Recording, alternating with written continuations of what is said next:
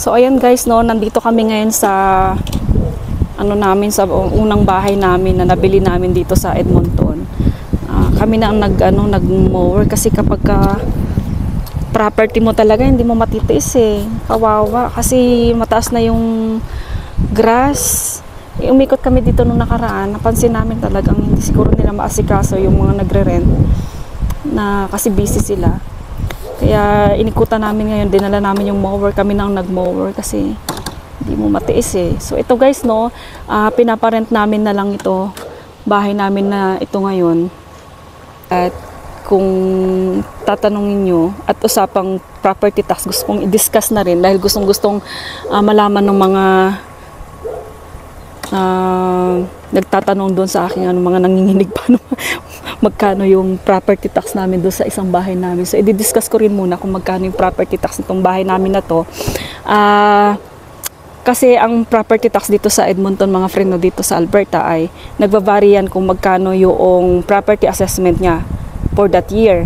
So itong bahay namin na ito ngayon ay ang property assessment niya for 2024 ay nasa 408,000. So ang kanyang property tax ay 4,600 something. So hi guys, good morning, welcome back to my channel. Kahapon hindi ko na naituloy yung aking binivideo kasi after namin pumunta dun sa aming bahay para mag-ayos ng kanilang lawn ay dumiretso naman kami sa Costco at kung saan pa kami pumunta, kaya hindi ko na natapos yung pag-video ko. At ito na nga, sa mga gustong malaman kung magkano yung aming property tax dito sa aming bagong bahay, at dahil marami nagtanong din naman noon, why not i-reveal ko kung magkano ang aming property tax. Desisyon ko naman din talaga na i-reveal, pero pinag-isipan ko ng mga 10 kalahati bago ko siya i-video. Kasi nakuha namin tong aming papel ng property tax ay May, 3rd week ng May. So, nung makuha namin siya, hindi namin siya naman agad na esikaso kasi yun nga yung time na na-hospital din si Miles. And then, nung makauwi kami galing ng hospital, ito naman agad ang inasikaso namin. First week ng June namin siya nabayaran. Ang June nito ay June 30. So, pumunta kami doon sa pinaka-office ng town kung saan nag-aasikaso ng mga ganitong mga taxation. At tinanong namin kung paano ba namin siya babayaran by online banking. Kasi gusto namin siyang iset up sa online banking namin. At tinuruan naman kami doon kung saan makikita yung aming account number. Tapos mga ganun ba. Tapos marami naman ding option. Pwede kang mag-send sa kanila ng cheque or pwede kang pumunta sa mismong bank teller. Doon ka magbabayad. Dala mo tong papel na to. So sa amin parang ang hassle kasi nun. At mas okay na sa amin na i-set up yung online banking para kahit nakakuya-kuya-kuy ka lang sa bahay mo at pag dumating yung papel na ganito, pwede mo nang bayaran sa cellphone mo, 'di ba? Napaka easy peasy lang. At pumunta kami doon, tinanong din namin kung pwedeng magpa-set up kami ng monthly para hindi mabigat. Kasi ito kasi yung first time nga na magbabayad kami ng property tax na hindi nakasama dun sa mortgage. Ganun kasi nga, diba, itong bahay namin na to ay wala na siyang mortgage. Paid na namin siya. Tapos, yung nasanay kasi kami dun sa unang bahay nga namin na pinakita ko sa aking sa unahan itong video na to, na yung property tax noon ay kasama na nade-deduct every month kasama ng mortgage. So ito naman, bago sa aming karanasan na dumating sa amin yung buong payment, at syempre wala naman kaming mortgage nga dito, nagtanong kami.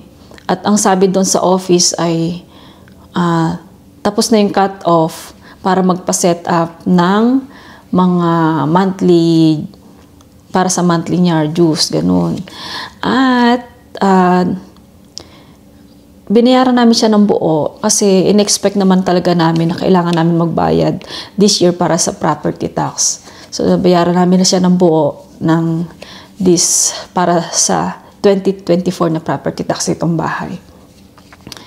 So, ganun ang nangyari mga friend. No? Sabi na sa amin ng office, kung gusto nyo magpa-set up ng para sa, kumbaga, monthly basis siya,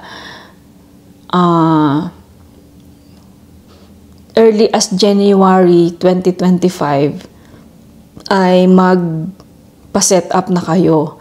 Kaso naman, ngayon, ang nangyari ay nakuha lang namin itong papel na to ng May 2020, May 3rd week na May, at mga May 20 something, ganun.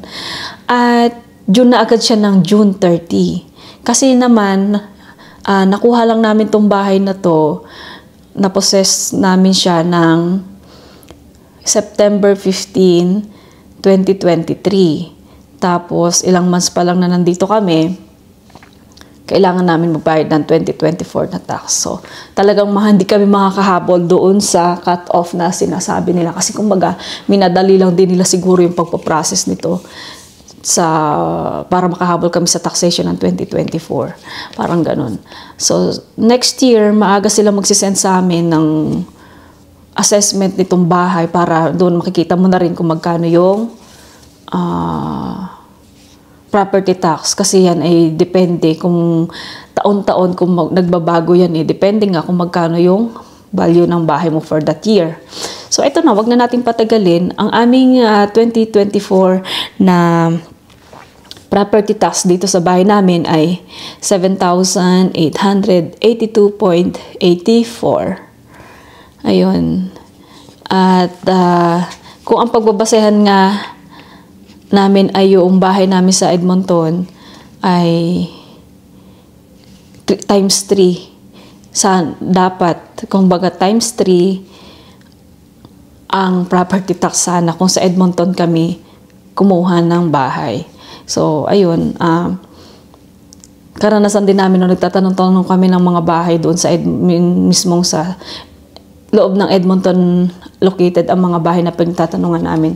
Talagang masasabi ko na mahina ang 10,000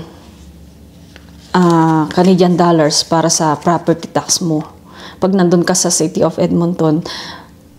At dito naman na nandito kami ngayon sa outskirt ng Edmonton, kumbaga nasa suburban nga kami, iba rin talaga ang property tax. Mas mababa ng konti.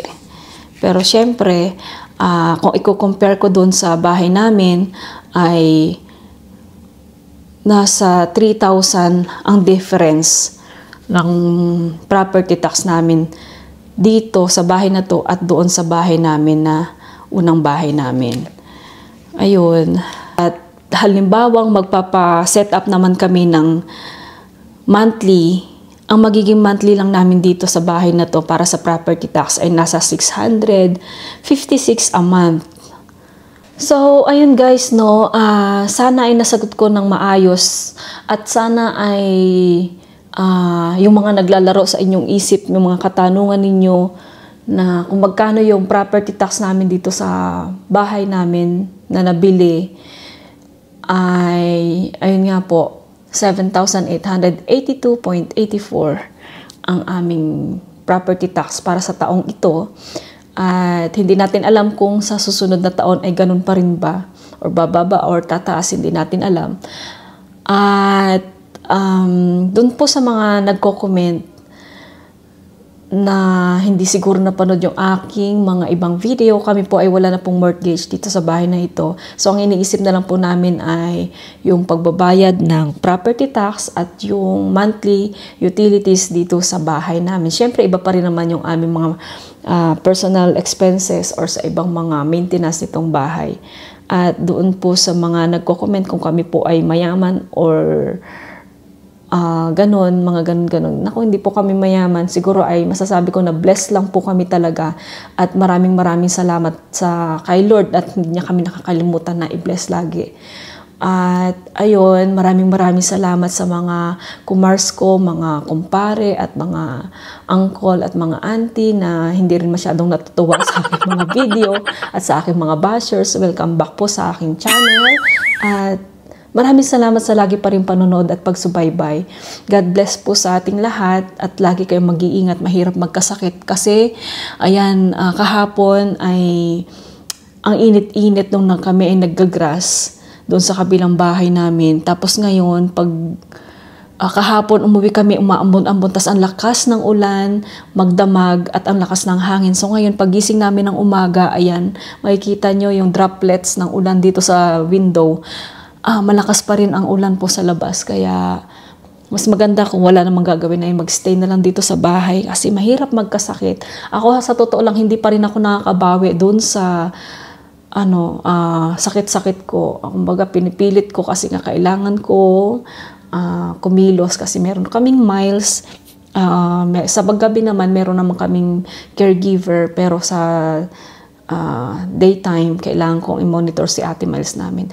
Ayun, thank you so much. God bless everyone po at mag-iingat palagi.